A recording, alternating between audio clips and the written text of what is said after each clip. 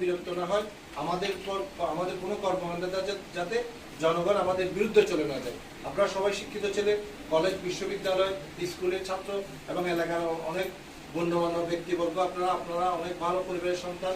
সবার প্রতি আমার শুভকামনা আছে। আপনারা অনেক জীবনের প্রত্যেকটা ক্ষেত্রে আপনারা ভালো করবেন, ব্যক্তিগত জীবনে, রাজনৈতিক জীবনে, ব্যবসায়িক জীবনে, পারিবারিক জীবনে, সামাজিক জীবনে। যদি আপনারা একটি ডিসেন্সি লাইফ মেনটেন করেন, যদি আপনারা প্রত্যেকে ইসলামী অনুশাসনে বিশ্বাস করেন, আমরা যারা মুসলমান আমাদের প্রত্যেকে 5 ওয়াক্ত নামাজ পড়তে হবে, আমরা প্রত্যেকে সৎ এবং চরিত্রবান হতে হবে, আমরা প্রত্যেকে বড় ভাইদেরকে দেখলে আমাদের যারা বড় ভাই তাদেরকে সালাম দিয়ে কথা বলবো, যাতে আমাদের কোনো আচরণে যাতে কোনো মানুষ কষ্ট পায়। বরঞ্চ বলে বিএনপি, যুবদল, ছাত্রদল, স্বেচ্ছাসেবক দলের নেতা কর্মীরা অনেক ভালো, অনেক শিক্ষিত, তাহলে আমাদের দলের নেতা দেশের এক তারেক রহমানের মুখ উজ্জ্বল হবে, ওনার ভাব উত্তোলন হবে। বেগম খালেদার যে আদর্শ, শহীদ রাষ্ট্রপতি জিয়া রহমানের যে আদর্শ, দেশ গড়ার কাজে আমাদের যে দায়িত্ব, সেই দায়িত্ব আমরা পরিপূর্ণভাবে পালন করতে পারবো। আগামীকাল আমাদের 15 সেপ্টেম্বর বিশ্ব গণতন্ত্র দিবস উপলক্ষে জাতীয়তাবাদী দলের কেন্দ্রীয় কর্মসূচি ছিল। প্রত্যেকটা বিভাগীয় শহরে গণতন্ত্রের সমাবেশ এবং শোভাযাত্রা আগামীকাল বিকাল 3টায় জমিদুল ফালা মসজিদ প্রাঙ্গণে সেই সমাবেশ অনুষ্ঠিত হবে। সেখান থেকে আমরা গণতন্ত্রের শোভাযাত্রা আমরা বের করবো। প্রধান অতিথি উপস্থিত থাকবেন বিএনপি জাতীয় স্থায়ী কমিটির অন্যতম সদস্য প্রাক্তন মন্ত্রী, যিনি দীর্ঘ 10 বছর বন্দী ছিলেন এবং বিদেশে ছিলেন, সে আমাদের প্রিয় নেতা জনাব সালাউদ্দিন আহমেদ। আপনারা সবাই প্রত্যেকের অবস্থান থেকে সেখানে যোগদান করবেন মিছিল সহকারে।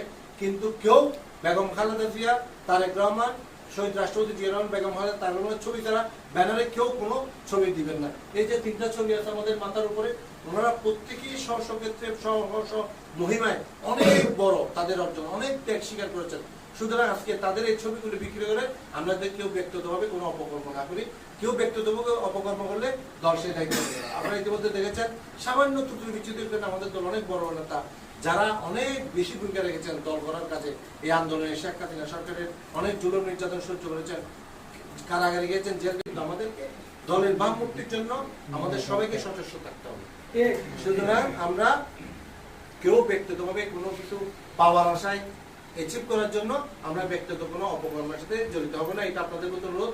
আর যারা জাতীয় ছাত্র দল করেন, যুব দল করেন, স্বেচ্ছাসেবক করেন, তারা দলের আদর্শ, শৃঙ্খলা, নিয়ম কানুন মেনে দল করবেন।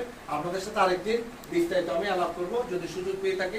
এখানে অপু আছে, আসিফ আছে, দিদার আছে, সাইফু আছে, আপনারা সবাই ইমন আছে, ঐক্যবদ্ধ থাকবেন। এখানে আমাদের মাঝে উপস্থিত আছেন মহানগর বিএনপির সাবেক বিজ্ঞান ও প্রযুক্তি বিষয়ক সম্পাদক নবীউদ্দিন প্রিয়, ও ছাত্র দলের নেতা ছিলেন সময়, কমার্শিয়াল ছাত্রদের প্রাক্তন প্রেসিডেন্ট মোহাম্মদ শাহিন আমাদের মাঝে উপস্থিত আছেন, যে সানজাতানা ছাত্র দলের আহ্বায়ক, আন্দোলন সংগ্রামে চট্টগ্রামে সবচেয়ে যে বেশি ভূমিকা রেখেছে, শত শত হাজার হাজার ছেলেমেয়ে নিয়ে মিছিল করেছে, আব্দুর রহমান আলফাত আছে আমাদের মাঝে উপস্থিত আছেন, সানজাতানা ছাত্র নেতা পারভেজ, স্বেচ্ছাসেবক দল সানগা ওয়ার্ডের সদস্য সচিব রুবেল সহ নেতৃবৃন্দ আছেন। প্রত্যেকে প্রতির সাথে যোগাযোগ রাখবেন, সম্পর্ক ডেভেলপ করবেন, যাতে আমরা যারা একই টিমের মানুষ, একই আদর্শের মানুষ, আমাদের মধ্যে একটা ব্যক্তিগত সম্পর্ক যাতে গড়ে ওঠে এবং প্রত্যেকে যাতে আমরা আমাদের দলীয় কর্মসূচিগুলো সুন্দর সুশৃঙ্খলা পার করতে পারি।